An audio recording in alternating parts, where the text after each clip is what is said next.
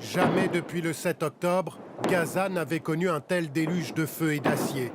Ces dernières 24 heures, l'armée israélienne affirme avoir frappé plus de 320 cibles militaires, des tunnels, des centres de commandement du Hamas. En moyenne, une frappe toutes les 5 minutes. Le Hamas parle, lui, de 5087 morts, plus de 2000 enfants tués depuis le début des opérations militaires israéliennes à Gaza. Il n'y a plus d'avenir à Gaza. Gaza est détruite. Elle est détruite.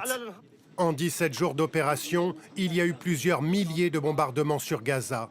Des quartiers entiers ont été réduits en poussière. La carte des destructions causées par l'armée israélienne est éloquente. Celle-ci montre l'ensemble des impacts de frappes répertoriés pendant les 10 premiers jours de l'opération. Elle concerne surtout le nord de Gaza.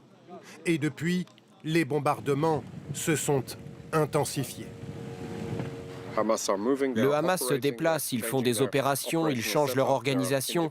Il y a les terroristes eux-mêmes qui sont des cibles et qui se déplacent sans cesse. C'est pourquoi les bombardements s'intensifient.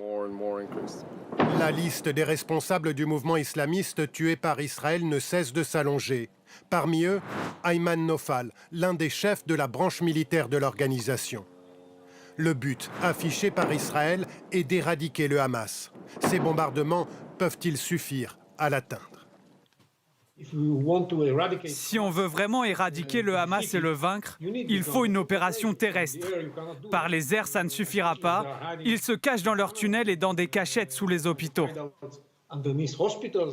À moins qu'Israël ne change ses objectifs stratégiques, une opération terrestre semble donc inéluctable.